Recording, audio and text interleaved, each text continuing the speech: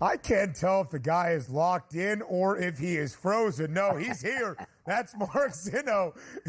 I mean, it is his MLB award winners that we are going to discuss around Major League Baseball. It is time to win with Zinn on this Wednesday morning. That's exactly what we do. Mark Zinno, thank you for joining us here on the early line on SportsGrid.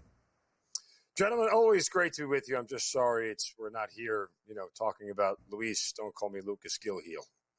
No, but we are talking about Gerrit Cole making his return and his season debut in the Bronx today. And some more good news for the New York Yankees. A little bit of a precarious moment yesterday. Aaron Judge hit by a pitch in the third inning of the opening game of their midweek set against the Baltimore Orioles. He did stay in the game, but then exited early after the fourth, was taken for x-rays. But good news for Aaron Judge and New York. Judge saying the x-rays and a CT scan have come back negative, so he's feeling better. I'm sure everybody in the Bronx breathing a sigh of relief. Mark Zinno, are you doing the same?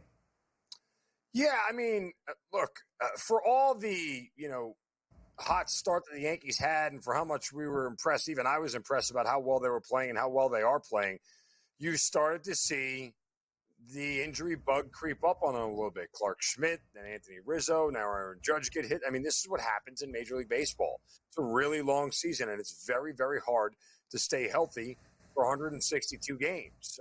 So, look, I assume Judge probably isn't going to play tonight. He's listed as day-to-day. I'm sure they'll give him a day off, and I'm not even sure if they're off on Thursday. No, they're not, because the series started on Tuesday. So, again, depending on the situation here, but Judge said after the game last night he was okay. It was a sigh of relief. No fractures or anything, just a little bit of a bruise. So we'll see how quickly he gets back in the lineup. But they are certainly going to be a much different team without him. By the way, he's been stellar this season, and so have the Yankees. And also, as we talked about today, getting that big pitcher back on the mound, the Cy Young Award winner, Gerrit Cole. We'll see how that moves forward. But if we are looking at the AL MVP race, it's still two top contenders on the Yankees. And by the way, Judge, typically when you look at these races, specifically in the month of June, you're at least getting plus money out there. Judge, a minus 110 price, followed by Soto at a 4-1 price, then Gunnar Henderson and Bobby Witt Jr. Is this race in the AL just going to come down here, Mark, to these two Yankees, or can somebody else, do you believe, creep into that market? Of course somebody else can creep into the market, but you literally cannot bet an MVP favorite with 4 months left in the season that is at minus money. That is just a bad decision. Like, you can't lay extra juice here in this spot. So pass on buying on Judge to win anything at this point in time. It's just not a number that I'm interested in. Oh, by the way, there's a really big argument that Juan Soto is actually more of the Yankees MVP than Aaron Judge's this year, despite Judge's eye-popping numbers. Soto has been a presence in the middle of this lineup, and there's an argument to say that Judge might not have the numbers he has without a little protection from Soto in the lineup as well. So, yeah, I still think that there are some other guys who can work their way into this because health is going to be a major factor for both of those guys, I believe, down the stretch. But, look, if Judge stays healthy, he's not going to lose this award. If Soto stays healthy, he's not going to be right behind him. It's just a question of whether that happens. So it was a little bit stronger on Aaron Judge in minus money over the weekend to win the American League MVP award because of how sensational he has been over the last month and a half. But with the injury, although we're not entirely sure what his status is in the next coming days, we expect Aaron Judge to be back on the diamond pretty quickly. The odds did move ever so slightly.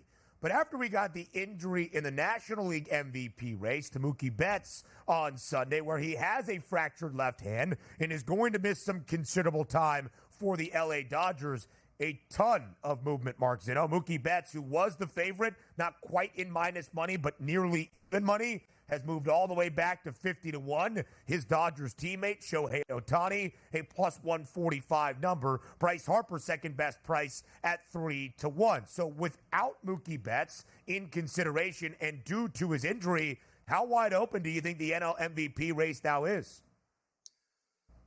Pretty wide open. I mean, look, I think a lot of this comes down to what team some of these guys are on. Like, in reality, it's hard for guys in smaller markets on teams that aren't winning the division and going to the postseason to win these awards, right? That's just the reality of it, sad as it may be.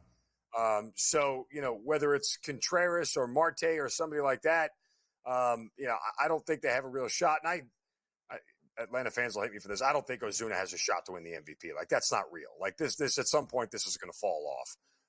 He's not going to put these numbers up all season long. I may eat some crow by the end of the year when it's all said and done, but history tells me that he's not that guy for 6 months of a baseball season. So I think down to, and the idea that Betts all of a sudden is out of this thing, I mean, if the metric nerds take over and he comes back and has a really good final 2 months of the season, then I still think there's a chance for him to win it. But yeah, it changes the odds, and I think you just got to sit and wait at this point in time. I'm not sure that there's a real lucid feeling on any of these people right now that gives you a warm and fuzzy like, hey, this is the guy that I really want to put some money on at this point. Also, Mark, there is that bias of a true DH winning the MVP, which doesn't happen all that much. Ohtani did win MVP, but certainly was pitching for a portion of that. Right. Harper at that plus 300 price. We'll see how that figures out. But let's flip it over quickly to the Rookie of the Year odds here, particularly in the AL. Here we go. Luis Gil, a minus 185 price, currently the leader in the clubhouse at the FanDuel Sportsbook. Abreu, Miller, Cowser, and Langford following up. It looks like right now, again here, Gil's to lose, Mark. Again, cannot minus money at this point in time on any future market. Why not? Because they're so volatile markets and they're up to voters. It's not like he has to. But it's your guy. I get it. I mean, it is my guy. But when we're talking about my guy versus my money is more important than my guy. So from that standpoint, I'm not laying 85 cents on the volatility of a voter going, well, if you look at his XFIP and BATFIP and everything else, we're going to pick Mark Miller. No, I'm not having a conversation. Like, I'm just not, that's not where my money goes. I get it. I think the National League Rookie of the Year award race is also fascinating between Shota Imanaga, who's been sensational, but Paul Skeens in the start of his career, who has been downright historic with all of the notoriety that surrounds him.